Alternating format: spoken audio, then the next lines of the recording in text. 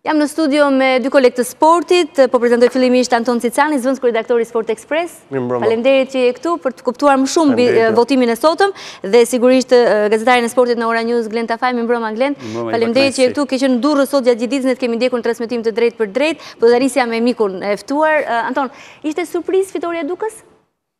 Në një farë mënyrë mund të themi se ishte surprizë, po shumë e pakët sepse konkurenca ishte e fortë dhe besoj se në gjithë të dekadat e fundit nuk ishte qëlluar ndonjëherë që kandidati tjetër ose rivali kryesor të merrte kaq shumë vota sa mori dhe zoti Fino, por mendoj në krahun tjetër se presidenti Duka ndjej i sigurt ose komod në pozitat e tij, pasi investime që kishte bërë në karrierë në këto 16 vjet, besoj se ishte mjaftueshëm për t'i dhënë edhe një tjetër mandat siç ishte ai Pesti që mund futet në rekord, sepse besoj se në botë nuk ka një egual tjetër.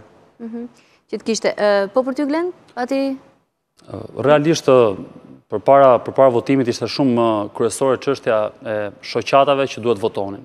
Jo se këto 12 shoqata kishin sigurt votën për Dukën, por shikoj trendi. Dhe nëse këto shoqata miratoheshin për votë nga komisioni ashtu si ndodhi, atëherë unë personalisht nuk shihja më dyshime në fitoren e Dukës. Ajo çfarë pastaj e bëri po e quaj të veçantë edhe ndoshta jo të bukur për ato që e pëlqejnë sportin, është se e gjithë fushata që e parapriu të eveniment për futbollin shqiptar u përfshi nga politika. Asnjëherë nuk ishte ndodhur që në zgjedhjet e Federatës Shqiptare të Futbollit të kishte kaq shumë pjesë politike, saqë në disa momente u duk sikur ishte një fushat parlamentare, doli jashtë pjesa e platformave, u përmendën shumë pak platformat edhe në debatin e drejtë për drejtë mes kandidatëve, por doli çështja politike dhe duke bërë dhe neve llogarin politike me që i hymë asaj pjese. Edhe duke shtuar dhe shoqatat, unë pastaj personalisht nuk shihja më dyshime të mëdha, ashtu si në fakt ndodhi, sepse vërtet Fino mori më shumë vota se askush, por diferenca me atë që fitoi është e konsiderueshme.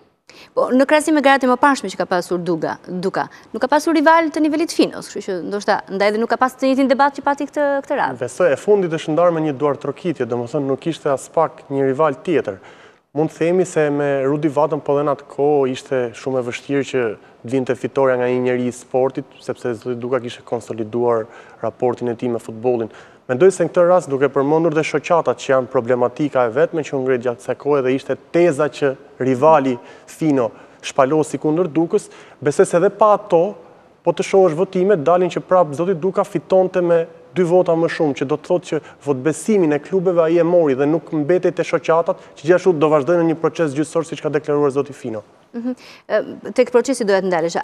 Ishte procesi i rregullt, paktën nga sa mund ta dëshmoni ju që ishit aty? Procesi ishte tërësisht i rregullt, pra sepse në komisionin e personave që kontrollonin votimin ishte edhe një pjesë po e quaj pale krahut Fino, si ishte Kastriot Gura, pra që është kryetari i Bashkisë së Librartit, dhe në gjithë monitorimin që u bë, me përjashtim të disa votave që nuk ishin edhe të qarta, në ishin të vlefshëm apo të pavlefshme, dhe këtu është edhe pjesa po e quaj edhe gazmore, sepse në raundin e parë u dukën shumë votat pavlefshme, ajsa u bë thuajse e pamundur të vendosë një kryq brenda kuadratit.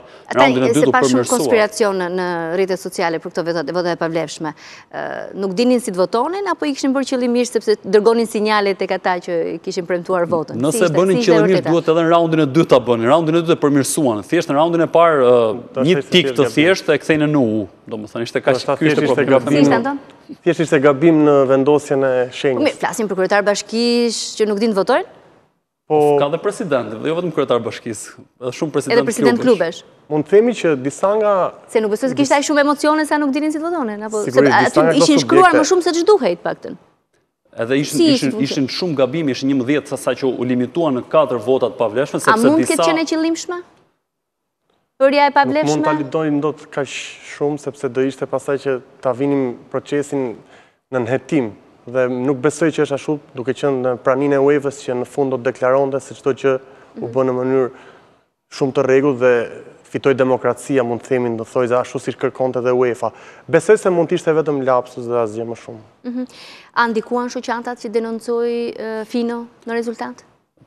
Antoni e përmendi pak më parë që edhe nëse i heqim, prapë Duka do e fitonte, po të bëhet një llogari thjesht matematikore, por Fino bëri edhe një tjetër akuzë, që aty pastaj futet në pikë pyetje, është akuza e 2 klubeve që aktualisht nuk kanë aktivitet skuadre. Pra që është Pojani dhe Olimpiku. Kanë pasur skuadra, aktivizoheshin në kategoritë e ulta, por për momentin nuk kanë skuadra kryesore. Dhe nëse këto klube nuk i quanin më antarët Federatës Shqiptare të Futbollit, atëherë i binte të ishte një situatë e barabartë. Edhe kjo është ha vend për diskutim, sepse një klub, nëse në një moment nuk ka financat për të pasur një skuadër, nuk do të thotë që duhet menjëherë të dali jashtë Federatës Shqiptare të Futbollit. Nëse kjo vazhdon për shumë vite, ti nuk ke aktivitet, atëherë merret një vendim nga asambleja që ti dalësh nuk je më antar. Por edhe në këtë aspekt e ka sqaruar disa herë dhe presidenti Duka që ato antarë që donin të bënin të rinj te Federata Shqiptare e Futbollit nuk e kanë shpalosur atë kërkesën e tyre dhe këto dy klube që janë inekzistente për momentin jo në aktivitet kanë qëndruar aty sepse askush tjetër nuk ka kërkuar t'i marrë vendin. Dhe kjo mund të ndodhi po në asamblen tjetër, nëse në këto vite që do të vazhdojnë 4 vite, dy klube të tjera do paraqesin kërkesën për të qenë pjesë e asamblesë dhe për të qenë ato antare dhe për të votuar, atëherë nuk ka pse të mos merren parasysh. Cilat janë hapat që do të ndodhin tani më që Fino ka thënë se do të ankimojë këtë rezultat? Hapi i parë në gjykatën e apelit. Pra në Shqipëri, kjo është hapi i parë do bëhet me institucionet vendase. Nëse nuk merr përgjigjen e dur nga institucionet vendase, do të kalohet Fino e tha në mënyrë të tillë e tejkaloi UEFA-n, pra sepse u pa fryma e UEFA si në momentin që Surki erdhi, edhe ideja që e kishte për zgjedhjet nuk deshte ndryrë politike, edhe pas zgjedhjeve e certifikoi, edhe pse jo zyrtarisht, por farë mënyrë e tha qartë janë zgjedhje demokratike dhe u mbyll. E tejkaloi UEFA-n, tha mund të shkojë në FIFA direkt. Dhe pastaj në gjykatën e fundit që merr vendimet për sportin, që është gjykata e Lozanës, që është kasi. Është gjykata që merr vendimet në ndeshjen me Serbinë. Kështu që nëse e dërgon në kas, hipotetikisht nëse kasi jep një vendim pro Finos, atëherë nuk ka më diskutim, megjithëse kjo më duket jashtëzakonisht shumë e vështirë që kasi të ndryshojë. Probabilitet me gjuhën tuaj probabilitet është 5% ose edhe më pak. 5% ose më pak. Anton? Është e vërtetë, është shumë i ulët probabiliteti sepse kasi në të njëjtën kohë duhet marrë parasysh vërtet provat për shoqatat dhe akuzat që kanë ngritur zoti Fino, por në krahun tjetër është UEFA që ka certifikuar dhe i ka vendosur vulën këtij procesi zgjedhor dhe mendoj se në këtë rast është shumë e vështirë që kasi të bëjë një përmbysje, pavarësisht se ne jemi të gëzuar nga kasi sepse lajmin për Serbinë pikërisht nga kasi e morëm. Dhe është e çuditshme që në këto vitet e fundit aq shumë është përdorur kasi nga shqiptarët sa që më parë nuk njeh as pak dhe me rastin Skënderbeu, me rastin Serbisë, me rastin e flamurtarit ku çojnë tjetër çështje dhe tani që do çojë sistemi zgjedhor ose procesi që ndodhi sot. Por për të folur pak për fituesin, mandati i 4 mandatet e mëparshme ka bërë besoj punë në federat derisa u vlerësua sërish me një mandat tjetër. Çfarë do të bëjë ndryshe Duka? Se Duka vetë dihet, po çfarë mund të bëjë ndryshe për futbollin tani më? Sot ishte pak i përlotur në fakt, i emocionuar kur mori fjalimin pas fitores, pasi u vendosën dhe votat, dhe mendoj se ndjen obligimin, siç e deklaroi, që të bëjë diçka shumë më ndryshe nga ajo që ka qenë deri tani. Sidomos me disa klube që nuk e kanë votuar dhe pikërisht kjo ishte në agjendën e tij. Në vitet e ardhshme që ato klube që më kanë dalë kundër, dua t'i bëj për vete me punë dhe si do rrjedhin ngjarjet me investimet që do bëhen në të ardhmen, edhe për infrastrukturën sigurisht që është problematika më e madhe. Do t'i bëj për vete për një mandat të 6 apo? Ai ka thënë vetëm Zoti më thot mjaft, tani nuk e dim se kur do vi momenti, ndoshta mendoj në të ardhmen e Zotit Duka mund të jetë dhe një pjesë e strukturës UEFA, siç dhe ai ka deklaruar shpeshherë dhe këtë rast nuk e mori të ishte vetëm për pak vota dhe mendoj se e ardhmja e tij është më e prirur të shkojë drejt UEFA-s, të jetë pjesë e strukturës UEFA-s. Objektivat kryesore të federatës gjatë këtij mandati, cilat janë që i ka shpallur? Po patjetër. E para, Ilva është për ta thënë dhe kjo është e qartë, është në dritën e diellit, ky 4 vjeçar është mandati më i suksesshëm i Dukës. Nëse kishte një fushat zgjedhore dhe një asamble ku ai nuk duhet ta diskutonte, ishte pikërisht kjo e kësaj here.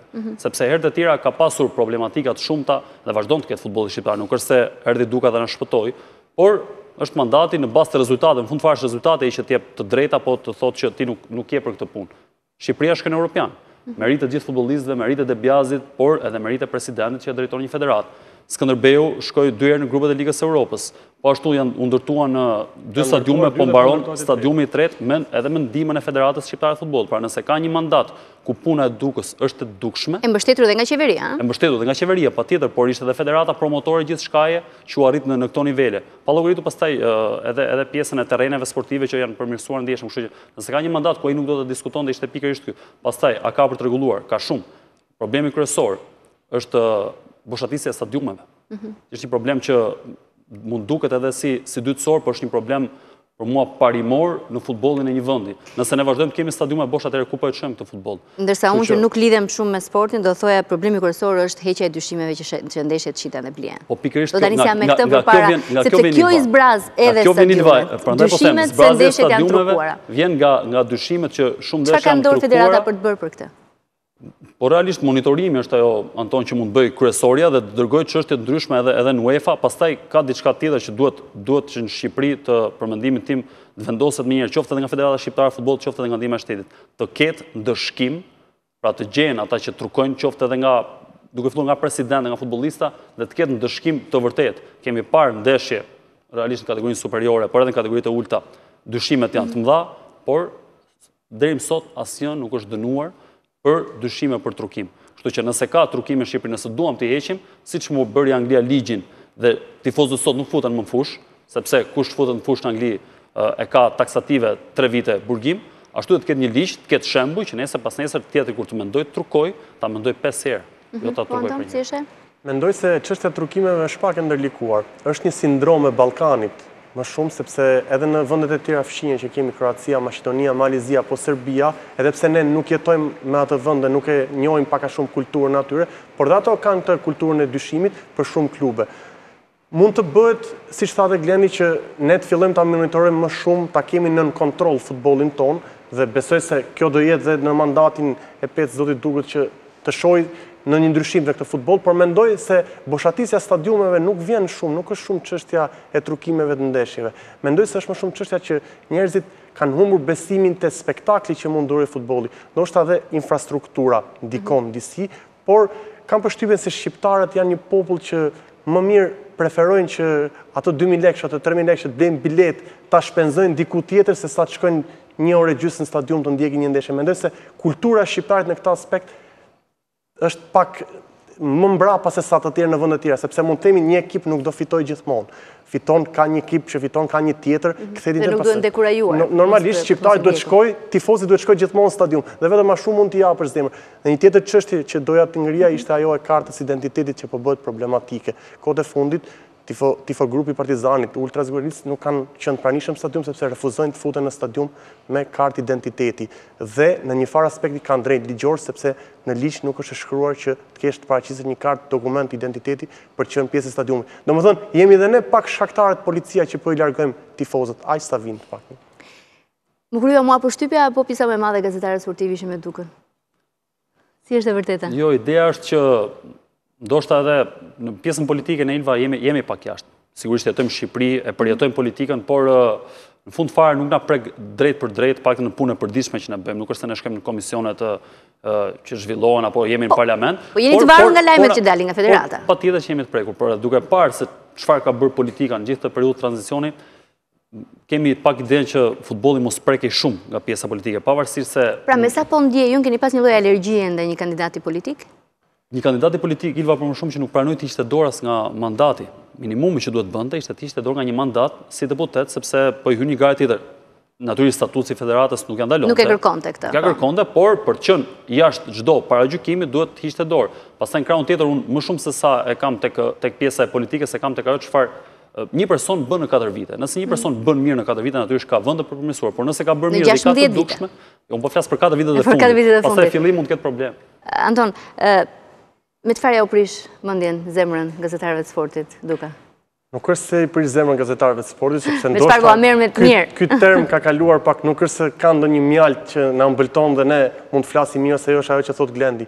Ne nga politika jemi të distancuar dhe pjesa më irrituese e përfshirjes politikës në sport ose në futboll ishte momenti historik i Shqipërisë në Europian, sepse studiot televizive të politikës morën gjithë platformën e futbollit dhe më thuaj Glendi që kam gabim dhe ne u ndjem pak në atë moment si të distancuar. Pra edhe në kohën kur duhet ishit ju në studiot kryesore, hyri politika. Hyri politika. Se do të merrte lëvdata, do të merrte momentin, lavdin. U bë një show shumë i madh mediatik dhe aty kuptuam që politika ndoshta do vetëm medaljet, nuk do investimet në sport, por do thjesht medaljet. Nëse fitohet diçka po, është hallka më e fortë sot në Shqipëri.